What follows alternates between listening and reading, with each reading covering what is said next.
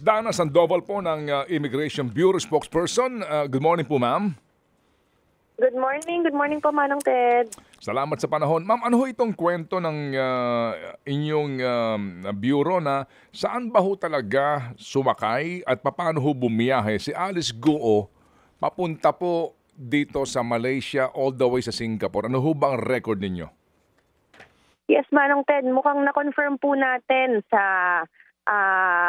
back channels po natin na yung dating talaga ni Alice Guo in Malaysia was via Kuala Lumpur International Airport. Ibig sabihin, eroplano po siya dumating doon sa bansang iyon. And hindi gaya nung sinasabi niya na nila ni Sheila na small boat, big boat, tapos small boat ulit. Bukod po dyan, yung tatak po ng Sabah, Malaysia na nandoon po sa pasaporte ay nakumpirma din po natin na peke. Kumbaga parang panglito lang ito, Manong Ted, na nakita doon sa passport niya. So it invalidates already half of her story na sinasabi niya na nagbangka sila papunta doon. And we're looking into the possibility na parang mas tumaas na yung posibilidad na sila po ay lumipad sa isang private airstrip papunta po sa Malaysia. Opo, lumipad sa private airstrip. Is it in Manila? Saan po ang kanilang departure? At anong petsa po ito, ma'am? Yung departure and arrival most likely po. Is it in Kuala Lumpur? Yes, in Kuala Lumpur po. Sa tingin po natin, hindi po ito via Manila dahil or any major international airport.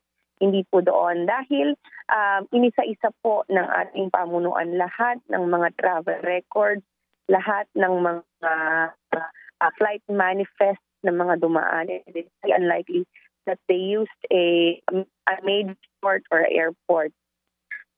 Pribadong airplano. Inaalam pa po natin, medyo nagbabakit na po yung mga tinitingnan natin. So, hindi ko po siguro muna ma-share kung ano po yung mga initial findings natin. But yun po, mukhang eroplano po ang pamamaraan ng paglabas po nitong si Alice Guo at ng kanyang mga kapatid. Anong petsa po ang record ng ng immigration o Malaysian authorities ng arrival po nila Alice Guo and company? Sino ho ba mga kasama niya doon po sa Kuala Lumpur? Ang recorded po na kasama niya, ang nakikita po natin na kasama niya ay yung mga kapatid niya.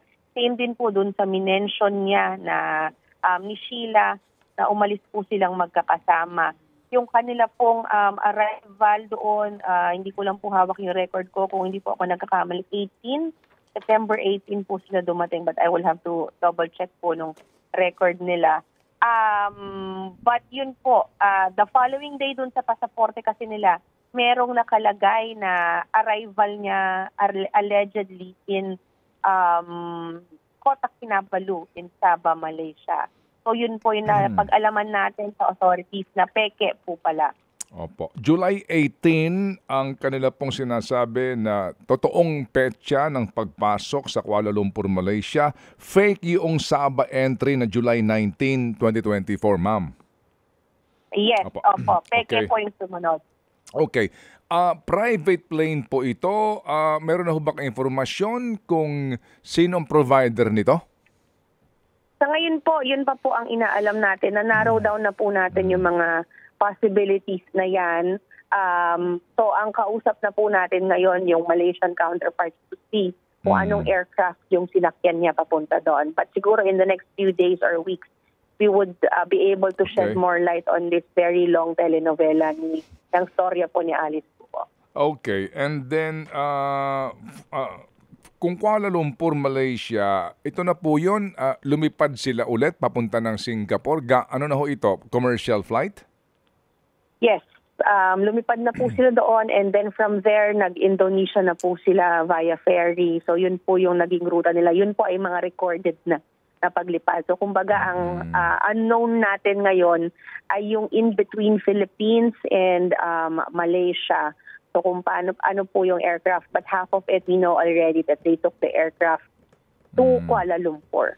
Sino po tumulong kaya dito kay Alice Guo para ho makaalis ng Pilipinas? Meron na ho kayong informasyon? Sa Sa ngayon po, inaalam po natin yan, pero Manong Ted, hindi lang to isang tao, dalawang tao. For sure na maraming tao ang tumulong sa kanya kasi yung mga piloto pa lang, bago po makapag-prepare yan, maraming makakakita. It's a concerted effort definitely ng hindi lang isa o dalawang tao upang matulungan siya pag-alis. Kaya yung sinasabi po niya na wala pong may alam, sila lang po, basta na lang sila sumakay ng bangka. It's really disproven already. So pati itong Sheila, nagsisinungaling sa kanyang testimonya. Kumbaga, ano po, ma'am? From the evidence that we have po, yes. Okay. Tama po kayo, Manong Ted. Sige po, naintindihan namin po no, that you're keeping some information kasi nga po ito po tinatrabaho pa. Ma'am, meron lang po ako, maiba lang ako.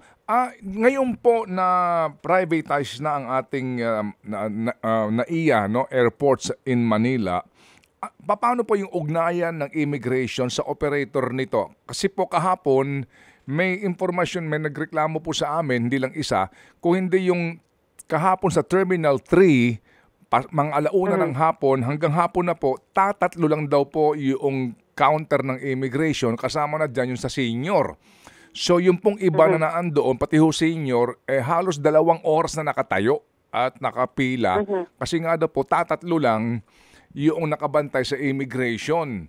Paano ho ba ito na ugnayan ninyo sa bagong operator ng airport vis-a-vis yung inyo pong serbisyo, ma'am?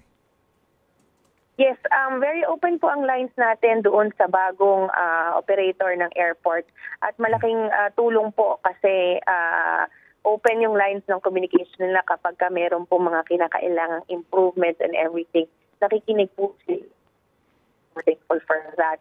With regards to our Opo, medyo ma'am, nagpuputol-putol po kayo, ma'am. So kapag ganyan, kasi usually po ang reklamo bagamat ngayon lang sila ng takeover, 'di ba? Ang iba kaagad inaasahan na agad meron pong comfort. Sa ngayon ho, ma'am, ano ba problema sa immigration? Bakit sa Terminal 3 kahapon tatatlo lang ho yung ninyo, yung tauhan doon? Mga ito sa hapon, ma'am, mga pagitan po ng 1 to 4 PM, yan po sinasabi. Manong Ted, we will have this investigated kasi yung atin po mga tauhan sa paliparan, sinisigurado po natin na fully manned all the time. We have deployed a lot of immigration officers there already. So, para magawan po ng paraan ng bagong pamunuan. Sige, ma'am, nagpuputol-putol ho kayo. You're coming in choppy. Baka lang ho pwede yung pakicheck lang po kasi may reklamo po kahapon nga, no? Na sobrang haba ng pila, pati mga senior, yun nga po, nahirapan dahil nga sa tatatlo ang kwento sa atin na window po ng Immigration Bureau, Ma'am Dana. Definitely po, Manong Ted, mga kaasa po kayo.